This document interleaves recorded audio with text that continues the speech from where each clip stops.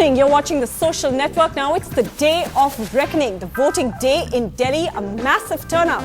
In fact, by around 5:45 p.m. today, the turnout was marked at 65%, the highest the state has ever seen. And this number is set to go up, especially as people are still waiting in queues as we speak. Political parties, especially the opposition like the BJP and the new entrant, the Aam Aadmi Party, say this is a sign that Delhiites want change. They want to overturn the rule of the Congress. But the Congress says this is an endorsement of their three-term governance.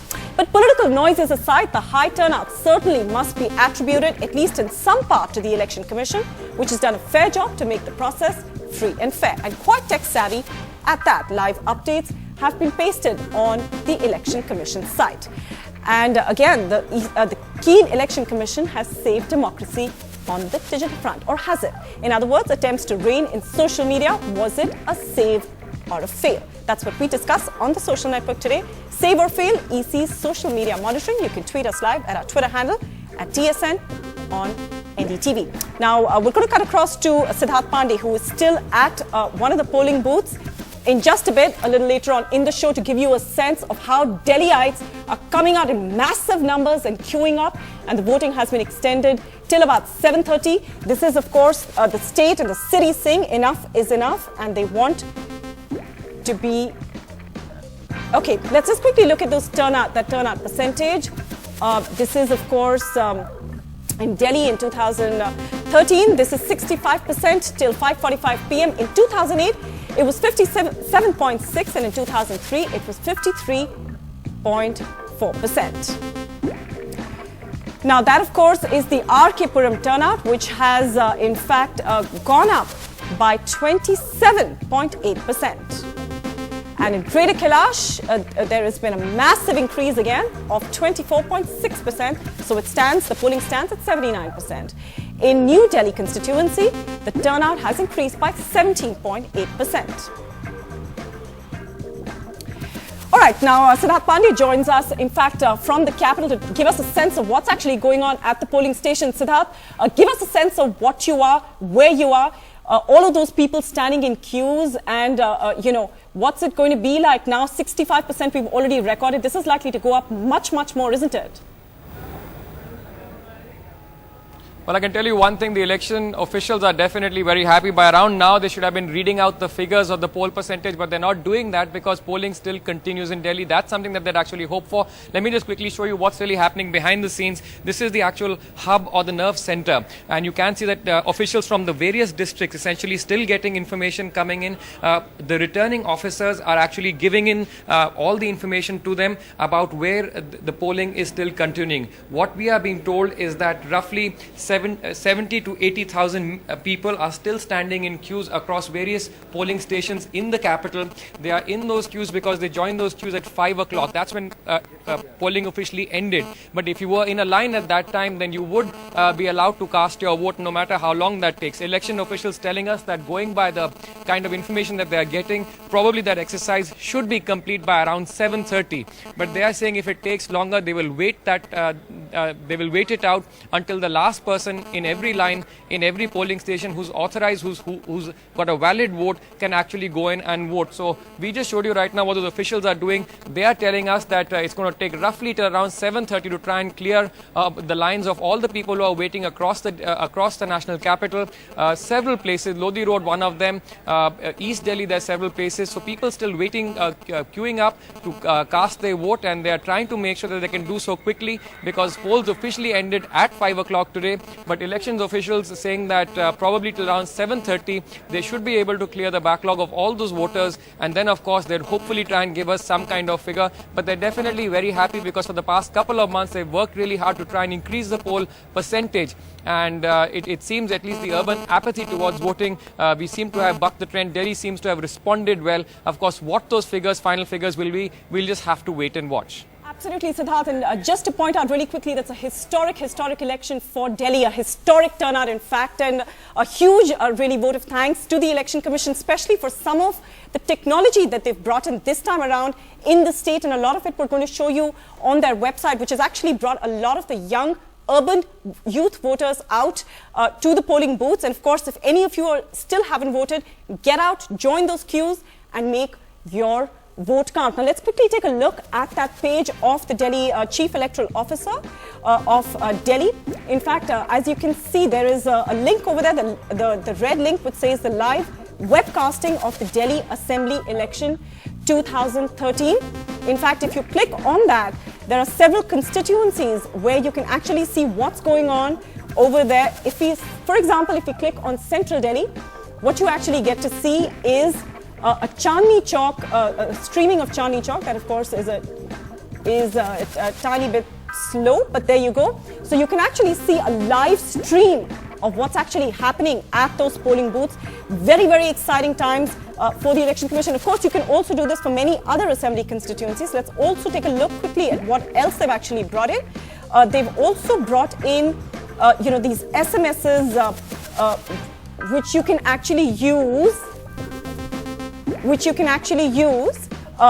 the first time ever you can check your name in the voters list. All you have to do is SMS epic space voter ID card number to a particular number, and that can save you a lot of time.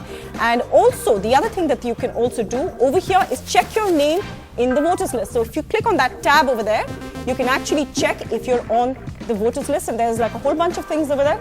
Put your details in and you can find out where you're actually voting and what your voter ID number is. So if you haven't done that, folks, use that website, scroll through it, use it, and help the Election Commission make this a one-of-a-kind voting constituency. But let's now quickly introduce our panelists for the day. We've got with us in the studio Nikhil Pava. He's the founder of Media Nama. We've also got with us Mr. KJ Rao, who is a former advisor to the Election Commission.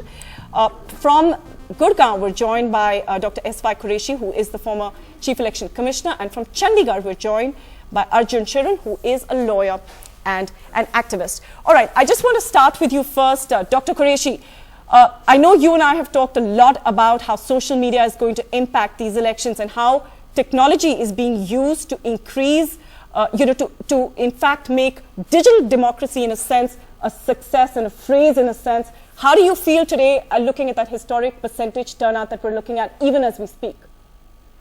Kashif, I'm delighted that this is what has happened, but I'm not surprised at all. And if you notice, in the morning I had tweeted that if the turnout is less than 65%, if it is less than 65 to 70%, I would have been disappointed. And I said if it is more than 70, it will be very heartwarming. I'm so glad that it has turned out that way.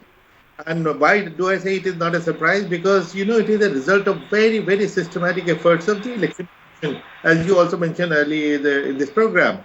3 years ago, we set up a voter education division where we start with a very scientific study of knowledge, attitude, behavior and practice, particularly focused on women and youth, to find out why they were not coming out in large numbers. And based on the findings of those studies, we designed our communication strategies, and from the creation of that vision, this was the first state which went to the polls. Without exception, every single of these 20 states has recorded highest history, and everywhere women have. But so the trend is very happy. Youth have responded. Maybe we should have started work education earlier. But now that we know that peaceful election is given, if peaceful election happen, that peaceful election makes no news at all. Therefore, we had a lot of time and energy to focus on voter education, and it has worked wonders for us. All right, Dr. Qureshi, I'm actually going to take that across to Nikhil. Nikhil, it's very clear that there are attempts at making this, an election to remember, especially using technology in this incredible way to try and increase the turnout, has seen some pretty positive results. But would you say the Election Commission has maybe taken on more than it could handle? Because what we're seeing is that before the elections, they had said that they would monitor social media. But we're seeing some of the top trends in the last 2 days have easily been very problematic trends, like Aam Aadmi Party sweeping Delhi, vote for Sheila Dikshit, vote for BJP, vote for Aam Aadmi Party. That hasn't, they haven't managed to get a good grip on that, have they? Well, and they shouldn't. Basically, the Election Commission's jurisdiction should be over the candidates. It's people who are supporting these particular parties that are tweeting, that are helping spread the word. When I was going through manifestos yesterday, and let's not forget, the manifestos have been online, they've been easy to access, some of them have not been easy to find, but there's more access to information today than ever before. If I had queries, there were people responding to my queries from different parties. I don't know if they belong to the party or they were supporters, but there's been voter support from across the board on social media. Yeah. So whether the Election Commission should be monitoring this or not, I don't know. I don't think they should be. Yeah. But and also, I mean, some of this stuff should have actually technically been monitored, because they did say that they would look at the official accounts of the parties and the politicians. But it's basically stuff like this that really gets the mobilization going on social media, doesn't it, Nikhil? people get it going. Yeah. I mean, since morning, how can people you have been actually telling me control to that? go and vote. They've been telling everyone else to go and vote. Not just people from Delhi, but people from Bombay, across the country. They've been telling Delhiites to go and vote. Yeah. Social media has brought the entire community together to go and vote. Vote. Okay, in fact, one of the other things that we've actually got on social media is a blog. Rajneel Kamath has sent us this blog. Let's listen in to what he said. The Election Commission was bound to fail from the very beginning when it comes to trying to control and monitor social media. For one, they didn't have an adequate plan in place as to how they were going to monitor social media. They tried to take an offline model and try to make it online without having adequate processes in place, without having adequate systems in place, without having the expertise or the capabilities. The Election Commission tried to monitor social media, and we've seen how certain parties have misused it even on polling day, and the Election Commission needs to rethink. All right, Dr. Qureshi, do you want to quickly respond to that? Rajneel is making that point that the Election Commission is trying to employ, strategies that you use on the ground for online, and you're clearly not equipped to bring social media within the code of conduct yet. You know, the Election Commission had made it very clear when they issued the guidelines that the guidelines are only meant for the candidates and the parties. They don't apply to the citizens in general. And they also said that, of course, this is a new technology, new thing for them, and not just for them, for the country. How to control it, that just because something is difficult to control, it doesn't mean we should not even attempt it. So Dr. Qureshi, you're basically making the point that a lot more work needs to be done, and this is just a start, Yes. and you're looking at basically starting with the official accounts of the parties and the candidates. But I want to bring in actually one more thing, which is actually trending very, very heavily on social media, which is also a new thing this year. And Mr. Rao, I'd like to bring you in on that, is the introduction of that nota button, none of the above. Yes. And that is trending heavily on social media. Yes. There's all kinds of comments that are coming on it. It's a part of an electoral reform in a sense that you brought in. There is criticism coming against the introduction of the nota button also, because people are saying it's a waste of a vote. You may as well stay at home. No, it's not correct. Nota is definitely required for the simple reason. Suppose you find that the candidates set up by the political parties are not at all fit to perform their duties. There are some criminals are there. Then naturally you should simply, what you would do otherwise, you don't go and vote. Otherwise you go up to the polling station earlier and return back, sign there. Then your identity is known. No. Now because of nota, please listen. Now because of nota, the identity of the person is not known. And also you have the right to vote, you are voting it. Definitely it's a vote for all purposes, but it's a vote against the persons, candidates, because none of them is fit to be a candidate. Okay, let me bring Arjun in on that. Arjun, do you agree with what Mr. Rao is saying? I would agree with what has been said in terms of the importance of nota. I believe the right to abstain is as important as the right to vote. Yes. Even though this is not a right to reject as of now, but it is still a right to tell the political parties that they may not have the popular mandates at all times. We must realize that if a majority of people are voting on, say, nota, then what happens? Does that party in power which wins the election have popular mandate? I think nota will also question this whole idea where all decisions regarding whom to make a candidates are taken in the state capitals and in the national capital, because now the local constituency people will decide whether or not their choices made by these big political parties are right or not.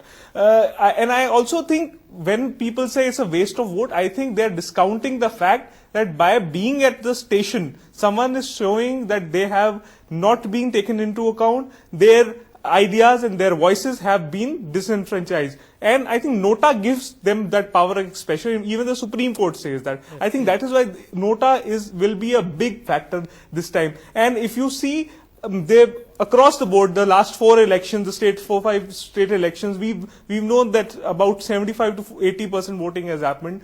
What does it show when about 30%, 10% or 20% of them say that we do not accept these candidates?